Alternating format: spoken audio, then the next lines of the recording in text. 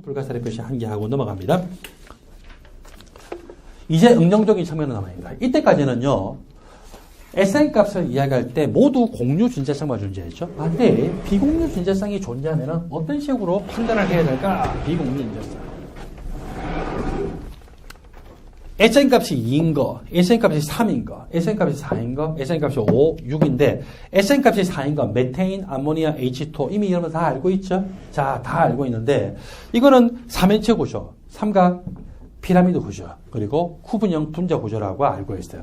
SN 값이 5예요. SN 값이 5에서는 그것이 공유 존재성이든 비공유 존재성이든 무슨 구조를 이루고 있어요? 삼각, 쌍, 피라미드 구조를 이루고 있죠. SN 값이 4일 때는 모두 공유 존재성이든 비공유 존재성이 한 개 있든 공유 존재성 두 개다가 비공유 존재성 두 개가 있든 하여튼 원자과 전자쌍 간에는 4개가 3연체 구조, 4개가 3연체 구조, 4개가 3연체 구조죠. SN 값이 5일 때, 즉 전자성이 뻗은 방향이 5군데 이를 때는 반발력을 최소화하기 위해서는 어디로 가야 될까요? 다 삼각, 쌍, 피라미드 구조죠. 여기다 평면삼각형의 축, 평면삼각형의 축, 평면삼각형의 축, 평면삼각형의 축이죠. 그리고서 비공유 존재성인데, 자, SN 값이 5에서 비공유 존재성이 하나도 없죠? 비공유 존재성이 한 개 있어요. 2개 있어요. 하나도 없는 거는 비공유 존재성을 생각할 필요 없어요. 한 개 있죠? 2개 있죠? 3개 있죠? 4개 있는 게 있을까 없을까요? 없어요. 비공유 존재성이 5개 있는 게 있을까 없을까요? 없어요. 따라서 아니 여러분들 비공유 존재성이 4개면은 뭐예요? 18조 원소 그 자신이잖아요. 원자지 무슨 그게 분자예요. 그렇죠? 비공유 존재성 5개는 말도 안 되는 거죠. 태생적으로 자기가 결합하지 않고 전자는 몇 개까지 가지고 있어요? 18조 원소 보니까 8개. 아니 비공유 존재성이 5개 있다는 거는 자기가 태생적으로 원자가 전자가 원자 상태는 몇 개라는 거예요? 10개인 거. 그러니까 18쪽 다음에 20쪽 원소 있어요? 없잖아요. 말이 안 되죠. 그래서 SN 값이 5에서 비공유 존재성은 하나도 없든지 1개 있든지 2개 있든지 3개 있는데 비공유 존재성은 무조건 어느 위치로 가냐면은 에쿼토리얼. 위아래는 축 방향이죠. 그렇죠? 그래서 비공유 존재성은 무조건 에쿼토리얼 위치로 가더라. 무조건 에쿼토리얼 위치로 가다 보니까 세계가 있을 때는요, 비공유 존재성 간의 대칭 구조, 공유 존재성 간의 대칭 구조. 그러다 보니까 무슨 구조예요? 예, 선형 구조. 그리고 비공유 존재성이 2개가 있죠? 자, 비공유 존재성이 SN값 5에서는 무조건 어느 위치로 간다고 했어요? 에쿼토리얼이죠? 요거 딱 빼고 나니까 보니까 무슨 구조는 뭐예요? 이렇게 뒤집어놓고 이렇게 하면 그렇죠? 오빠가 좋아, 우유가 좋아. 제가 우유를 참 좋아하거든요. 그건 뭘까요? 우 구조예요. 그렇죠? 저는 우 구조예요, 이게. 한때는 엄마가 좋아서 구조였는데. 자, 어쨌거나 간에 이거는 문자로 표현되고 있죠. 영어로 발음은 뭡니까? T자인 거죠. 왜 문자일까요? 문자의 특징은 입체가 없어요. 여러분들 혹시 이렇게 표현하는데 요게 좀 낮으면은 요게 좀 이렇게 높으면은 이래 되고 요게 이게 이제 높은 거예요. 입체적으로 아주 높아요. 입체적으로 이렇게 되면 이런 거 있어요? 없잖아요. 그렇죠? 문자는 평면 구조예요. 그래서 여기서 말하고자 하는 것은 CL, F가 F 3개와 CL이 모두 어느 플레인 동일한 평면상에 존재하기 때문에 T자인 구조라 하죠. 우리가 각이 똑같다고 생각할 때는 BB 간의 반발력이 제일 크고 그 다음에 누구 반발력이에요? 비공. 제일 반발력이 작은 게 공공이죠. 자, 공공간이 90도 그리고 비공간이 90도 비공간이 90도인데 누가 반발력이 커요? 비공이 크죠? 따라서 이쪽으로 굽어졌어요. 얘도 이쪽으로 굽어졌죠. 그러니까 T는 T인데 무슨 T? 구분 T. 그 다음에 이 구조 비공유 존재성이 1개 있죠? 비공유 존재성이 1개 있고 하여튼 SN값이 5에서는 비공유 존재성이 1개도 2개도 3개도 모두 에쿼토리얼 위치인데 이렇게 딱 존재하고 나서 얘가 안 보인다고 생각하면 분자 구조가 뭐예요? 시소형 구조죠. 시소형 구조인데 이것도 마찬가지. 공공간이 90도 공공간이 90도인데 비공간이 90도 누가 반발력이 커요? 비공간이 90도 반발력이 커죠. 굽어졌죠. 이것도 마찬가지 원리로 굽어졌어요. 따라서 무슨 시소입니까? 구분 시소. 시험 문제에서는 시소라고 해도 되고 구분 시소라고 해도 되고 T라고 해도 되고 구분 T자라고 해도 되는데 단지 각을 이야기할 때는 이 각은 몇 도보다는 작다고요? 90도 작죠. 이 각은 몇 도보다 작다고요? 90도 작다. 그거 반드시 조심하셔야 돼요. 자, 한 가지 더. 이거는 선형 구조예요. 에쿼토리얼 쪽은 결합팔이 없어요. 따라서 고려할 필요가 없는데 비공유 진재쌍이 0개든 1개든 2개든 보니까 뭐도 있고 뭐도 있어요? 액셜도 있고 에쿼터럴도 있죠. 액셜도 있고 에쿼터럴도 있죠. 액셜도 있고 에쿼터럴도 있죠. 이거 3개 구조에서는 무조건 액셜이 에쿼터럴보다 더 길어요. 이 2개의 길이가 같지가 않다.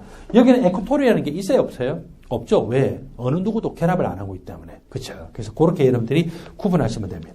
이번에는 SN 값이 6인 경우는 팔면체 구조죠. 팔면체 구조에서는 특별하게 액셜과 에쿼토리얼의 구분이 없어요. 그렇지만 우리가 쉽게 이야기하자면은 이렇게 우리가 쳐다보고 있는 수평면의 이 평면 사각형 기준으로 비공유 진재쌍이 1개 또는 2개 있을 수 있어요. 3개는 있을 수가 없어요. 분자 구조 그런 거 있으면 저한테 들고 오세요.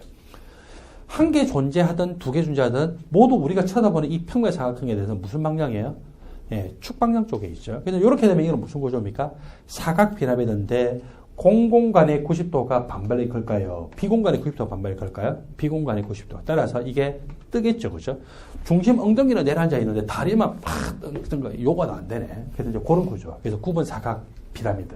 그리고 비공유 진재쌍이 2개가 모두 이쪽 방향으로 있는데 이거는 무슨 구조입니까? 평면 사각형 구조가 되겠죠. 자, 이렇게 해서 우리가 앞에서 XEF2는 선형 구조다, XEF4는 평면 사각형 구조다라고 공부를 했었어요. 반드시 여러분들이 암기를 하셔야 되는데 빨간색 형광펜으로 SN 값이 5인 거에다가 박스 표시, 파란색 형광펜으로 SN 값이 6인 거에다가 네모가로 표시를 하세요. 빨간색으로 SN값 5인 거에다 박스 표시했는데 빨간색으로 큰 불가사리 표시, 파란색으로 SN값이 6인 거에다 네모가를 표시했는데 마찬가지로 큰 불가사리 표시를 딱 해놓도록 하세요. 이번에는 비공유 진재쌍이 저렇게 분자 구조를 결정하는 가장 큰 요소구나라고 하는 것을 배웠는데 한 가지를 더 연장해서 보자는 거죠. 한 가지를 더 연장해서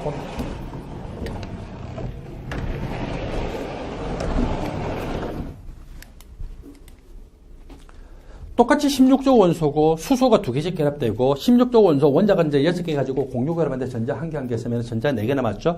비공유 진재쌍이 2쌍씩 존재를 해요. 그때 이 비공유 진재쌍 간의 반발력이 워낙 크기 때문에 이게 몇 도라고요? 104.5도 정도가 됐죠. 주기가 더 커졌어요. 굉장히 주기가 커서 이제 이건 몇 주기입니까? 5주기죠. 5주기면 비공유 진재쌍이 지금 H2O가 109.5도보다 큰 얼마? 한 114도, 115도가 됐죠. 그럼 얘도 114도, 115도가 되면은 실제로 비공유 진재쌍이 5번째 전자껍질 되니까 자기가 굉장히 멀겠죠. 이제 머니까 어때요? 아, 내가 아까는 미안하다. 내가 좀 줄어들고 네가 109.5도에 가깝게 대줄게. 이런 일은 없어요. 비공유 진재쌍은 뭐라고요? 악덕 고리대금업체. 악덕 고리대금업체는요. 절대로 안 봐줘요. 그러니까 5주기가 되면서 자기도 114도, 115도 되면은 분명히 5주기니까 5배 전자껍질이니까 진짜 전자간의 거리 멀잖아요. 그 다음에 이 얘들은 한 104.5도 정도가 됐다라고 생각하면 5주기니까 이 공유 진재쌍이 어때요? 공유 진재쌍이 그래도 이제 핵으로부터 멀죠. 근데 이제 핵으로부터 멀어지니까 얘 보기 어때요? 얘가 이제 좀 살만하거든요. 더 밀어붙여! 이렇게 해서 항상 비공유 진재쌍은 공유 진재쌍한테 조금이라도 여유가 있으면 어때요? 더 밀어붙이죠. 그래서 주기가 크면 클수록 자기는 원래 H2O 생각하면 114도, 115도니까 5주기 되면은 진짜 자기가 양보할 만한데도 그런데도 불구하고 누구를 못 살게 그래요? 공유 진재쌍이 이렇게 잘 되는 꼴을 못 보죠. 더 밀어붙여서 결합각이 더 작아지더라. 그래서 이쪽이 크고 이쪽이 더 작아지더라. 항상 뭐를 중심으로 생각해야 돼요? 비공유 진재쌍은 악덕 고리대금업자이다. 공유 진재쌍을 봐주는 법이 없다. 그렇게 생각하면 맞습니다. 이번에는 똑같은 원소인데 전기염 송도가 다른 원소가 결합되어 있죠. 여러분들 이거 착각하면 안 돼요. 원자과 전자쌍 반발 이론의 결합각은 누가 매달려 있느냐에 의해서 결정되는 게 아니에요. 뭐라고요? 원자과 전자쌍은 주기가 작은 게 결합되어 있네. 주기가 큰 게 결합되면 이 원자 사이즈 크겠지.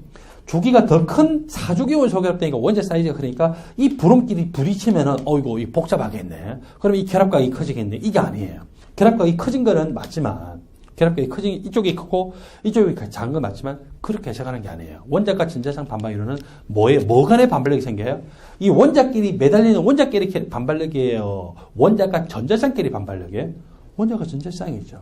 브롬은요 전기염 송도가 작기 때문에 전자를 가까이 못 끌어당겨요. 염소는 전기염소가 그보다 크죠? 따라서 전자를 자기 쪽으로 더 가까이 끌어당겼어요. 플로르는 전기염소가 더 크죠? 따라서 전자쌍을 자기 쪽으로 더 가까이 끌어당겼어요. 그랬더니 이 공유 준재성 간의 실제 거리가 멀어지죠? 멀어지면 누가 못 살게 굴어요? 비공유 준재성. 너 살만하네. 너 밀어붙여! 이렇게 해서 더 각을 작게 만들더라. 그래서 이쪽으로 할수록 결합각이 작고 이쪽으로 큰 것이 얘가 주기가 커서 그런 게 아니에요. 뭘로 해석해야 됩니까? 항상 비공유 준재성이 누구를 절대로 안 봐준다고요. 공유 준재성을 안 봐주더라. 그런 원리로 생각해서 여러분들이 문제를 푸셔야 됩니다. 그래야 주기가 똑같은 원소가 결합되더라도 여러분들은 어떻게 저게 각이 형성되겠구나라고 하는 것을 정확하게 예측을 할 수가 있죠. 잠시 후에 세 번째 섹션 혼성 오비탈 이론부터 설명하겠습니다.